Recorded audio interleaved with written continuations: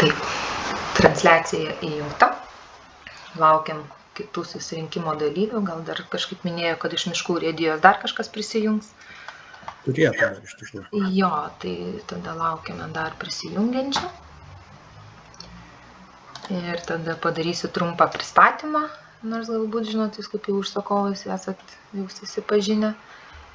Bet realiai tik daugiau interesantams tas pristatymas turėtų būti.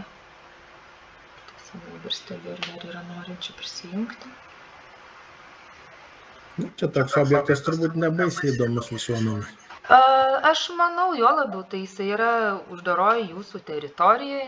Nu. Ten jisai nelabai kažką ir turėtų interesuoti. Tai tiesiog čia gaunasi, kadangi yra keičiama paskirtis, tai mes pakliūname į tą viešinimo, kaip sakyti, sąrašą. Būtina. Jo, bet čia netgi ir buvo labai daug diskusijų, žinok, mes čia taip užstrigom su to viešinimu vien dėl to, kad pasikeitus biški čia dabar tam STR savivaldybei taip pat ten keitėsi žmonės. Žodžiu, tas vyriausias architektas dabar pavaduojantis.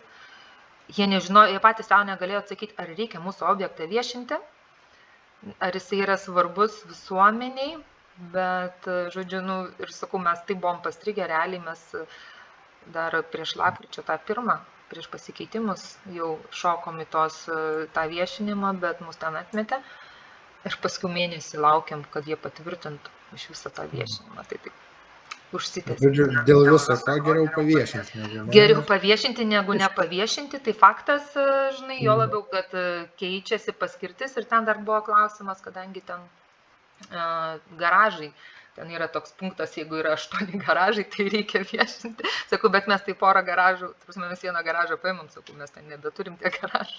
Nu, ten kažkaip įdomi situacija, galiausiai jie ten svarstė, viduj patys negalėjo apsispręsti. Galiausiai nusprendė, kad leidžia viešintis ir gal blogiau nebus. Kad paskui dabar galų gale ir tarnaus visuomenė iš tikrųjų, tas ateity garažas. Taip, labiau negu yra galbūt ten aktualesnių objektų, kurie būna žmonėms aktualūs ir tas informavimas yra svarbus ir tiesiog, kaip sakyti, bet kartais ir tokie patenka į visą šitą procedūrą. Ja, nes taip ir pagal čia kaip dabar mes tvarkom tą patalpą tam, kad ten renginėt pagal europinį objektą patalpas. Jo, ir galiausiai, nors čia, kaip sakyt, dar viskas priklauso, žinai, būna paskirties keitimas dar yra svarbus objektas vien dėl to, kad tai yra vis dėlto, kaip sakyt, neprivačiais pinigais tai daroma. Tai yra miškų urėdijos ar ne, kiti objektai būna, tarkim, ten ES lėšomis, tai jie vėlgi automatiškai gaunasi, kad jie turi būti viešinami, nes tai yra, kaip sakyt, visuomenės, vadinkim, pinigai. Tai dėl šitų motyvų, žinai, ir viskas, o taip tai galbūt viskas čia pakankamai turėtų, žinai, neičianais kažkas pas mus dar nori jungtis. Du žmonės. Labą dieną. Labą dieną. Taip, jūs būsite Stanislavas, aš užsirašysiu dalyvių sąrašą, man reikia užsipildyti, bet matau, kad tik Stanislavas, o toliau? Stanislavas, ir pavardės Žanauskas. Tai būtų gerai. Okay. Šiaip tai dažniausiai būna rašoma pavardė ir vardas, tik tais raidė. Taip, ir Jankauskaitė taip pat. Laura.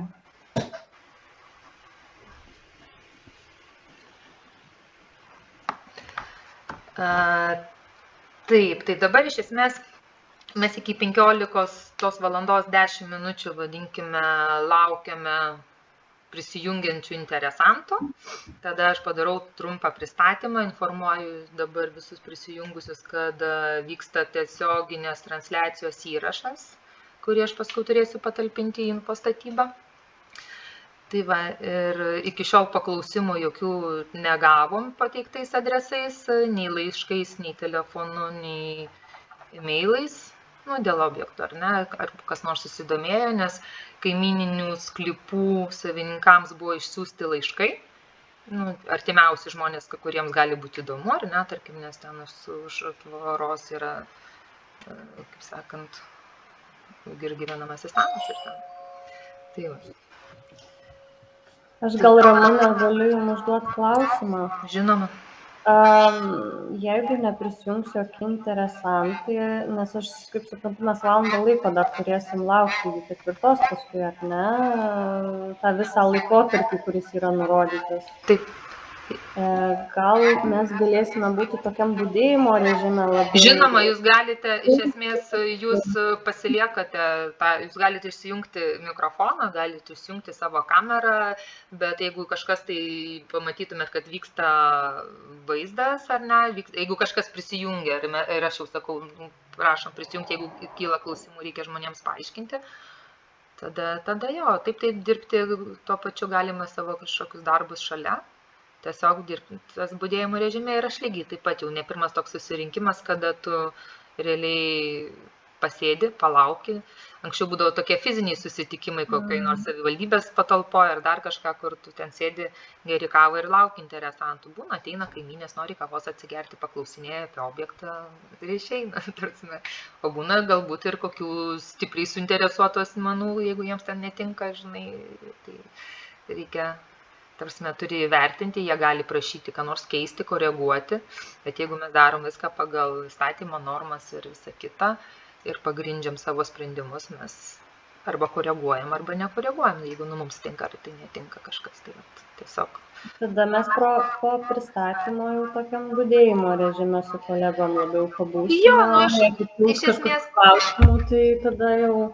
Iš esmės tas pristatymas, žinai, atrodo, turėtų būti žmonėms tie, kurie prisijungia su klausimais, nes jūs esat kaip užsakovai ar ne, ir jūs su projektu jau esat kaip ir susipažindinę, žinai, bet yra toksai, turiu padaryti projekto pristatymą, 10 minučių nuo prisijungimo palaukiam žmonių ir tada padarau tą trumpą pristatymą, apie ką iš viso kalba ir tiek žinių ir jūs tada galit budėjimo režime daryti savo darbus ir tiesiog stebėti vaizdą ekrane, ar kas nors pasikeitė, ar kažkas prisijungia, ar ne.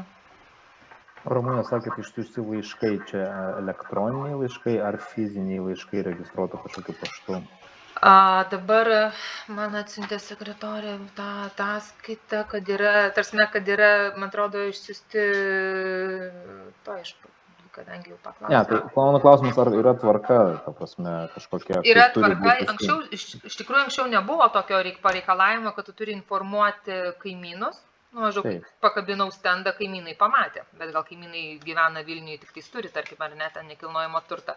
Tai dabar yra duodama užklausa į registrų centrą. Registrų centras atsiunčia adresus ir registruotais laiškais išsiunčiama informacija žmonėms. Artimiausiams sklypam, ar ne, kaimynams? Kaimyniniams sklypam. Jo, pavyzdžiui, jeigu tai būna koks daugiabutis šalia, tarkim, ne toks atvejis, tai nesiunčia visam namui, siunčia tik tais bendrijos pirmininkui arba įmoniai, kurie administruoja pastatą ir tada ta įmonė informuoja gyventojus. Pasakykit, kiek čia pas mus buvo šitų kaimynų sklypų? Gerai, šitos klausimus nebuvau pasiruošusi atsakinėti, tuoj man reikia sekundėlę susirasti. Gerai. Tada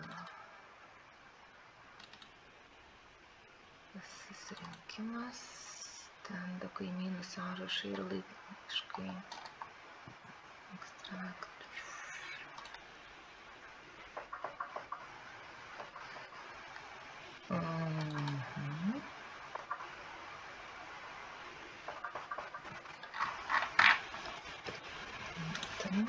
Aš įsivaizduoju, kad ten daug neturėjo būti. Žiūrėkit, aš atsidarysiu pažymą.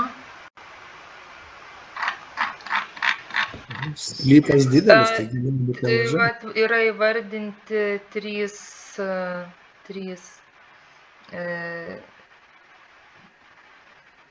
paskui čia gal kaip kažkoks daug, nes čia yra žmonių pavardės išvardintos, nenoriu aš jų vardinti, nes negaliu viešai vardinti dabar iš principo, nes tai yra privatus asmenys. Ir Kretingos rajono savivaldybė, ta prasme, netgi ir miškų urėdija, valstybinė miškų urėdija, ir paskui yra tikriausiai ten šalia tas namas ir ten gyvena registruoti žmonės yra išvardinti gyventojai.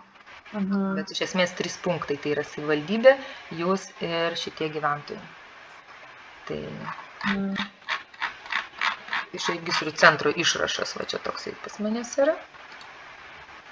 Ir jau turėčiau tada pradėti. Dar sekundėlę pasižiūrėsiu čia kas.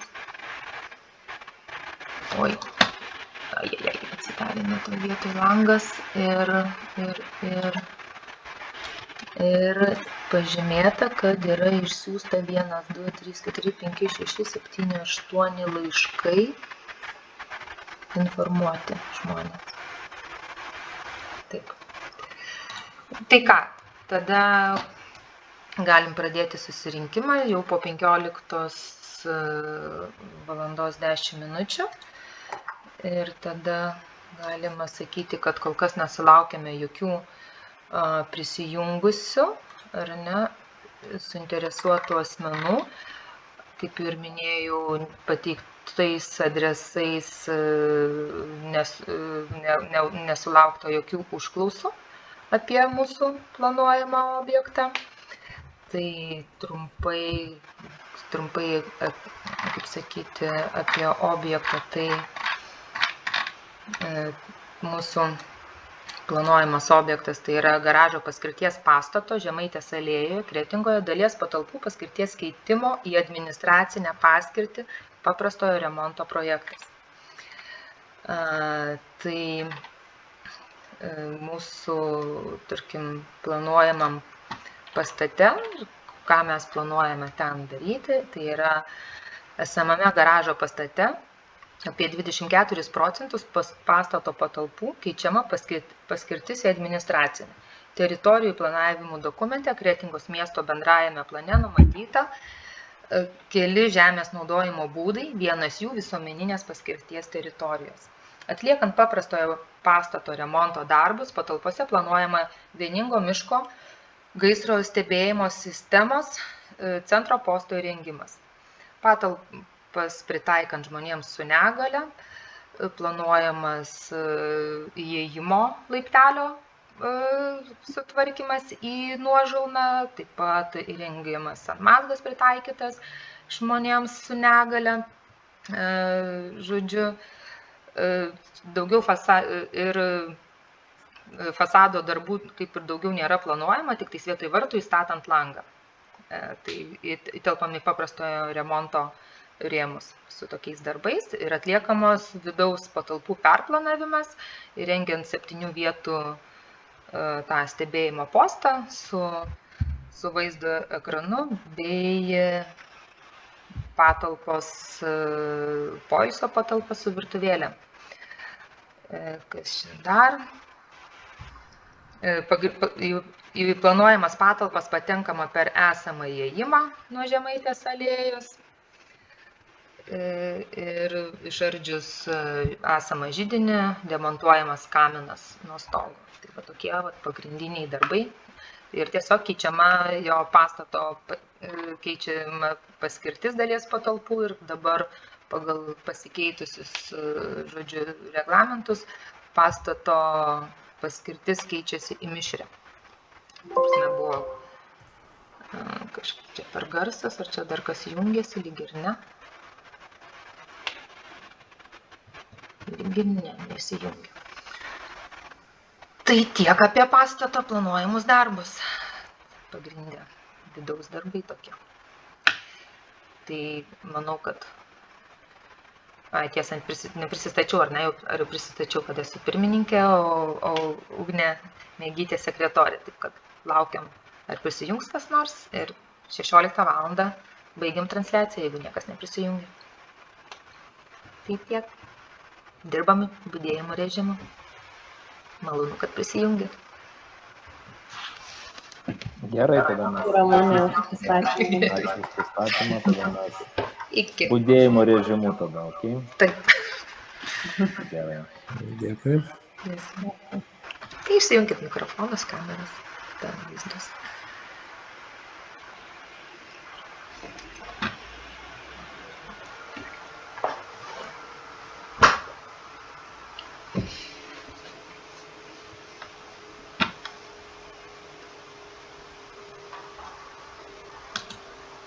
O Ramūnė, ką norėjau sakyti, o tai iš mūsų iš miškų urėdijos gal užtenka vieno žmogaus, ar visų būtina visiems dalyvauti? Iš esmės yra, kaip sakyti, turi būti pirmininkas, sekretorius ir užsakovo atstovas. Gerai, mes pasitarsim čia Jūs tarpusavy. susitarkit ir likit vienas, jo. Aš manau, kad Gerai, čia ačiū. neprivaloma visiems. Gerai.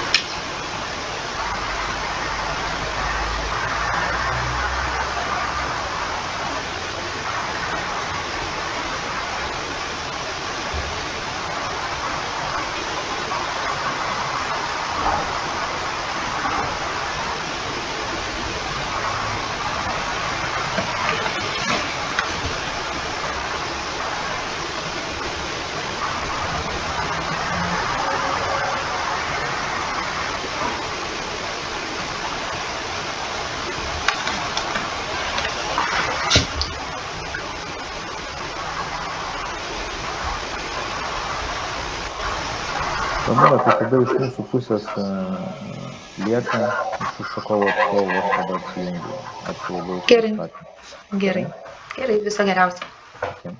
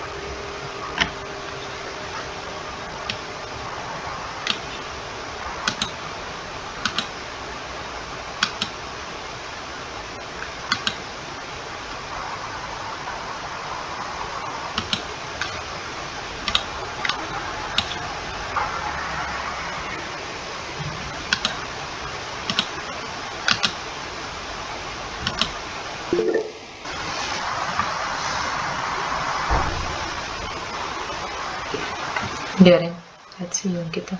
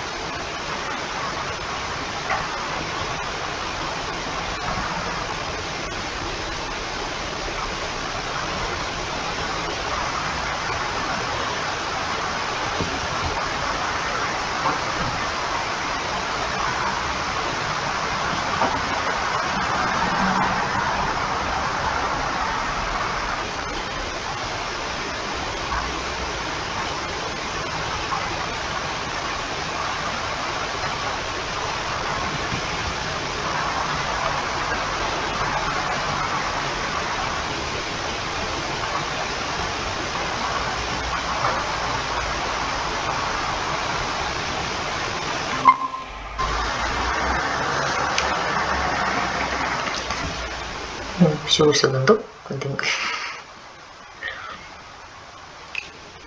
Sugrįžo sekretorė.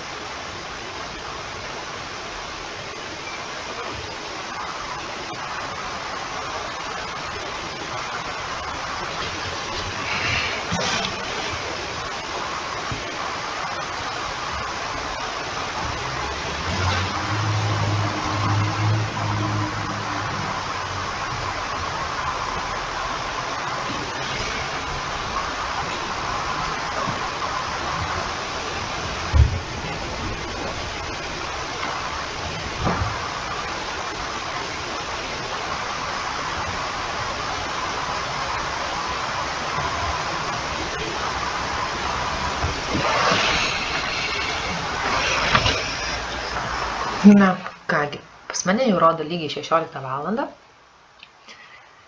Tai per tą laiką niekas neprisijungia, papildomų klausimų ir pastebėjimų su ryšium su objektu nesulaukiam. Tada skelbiu susirinkimą baigtą.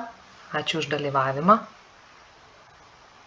Ir matau, kad ne visi dalyviai įsijungia mikrofoną ir galbūt manęs negirdi. Gerai, dėkui. Girdžiau. Gerai. Tai tvarkoj. Tai tada skelbiu susirinkimą baigtą. Ačiū už dalyvavimą, kad prisijungėt, skyrėt savo laiko. Kaip sakant, šita procedūra bus baigta viešinimu. Paruošiu protokolus ir kitą tvarką toliau darbuosimės. Tai ačiū ir viso geriausio. Gerai, dėkui, iki. Viso.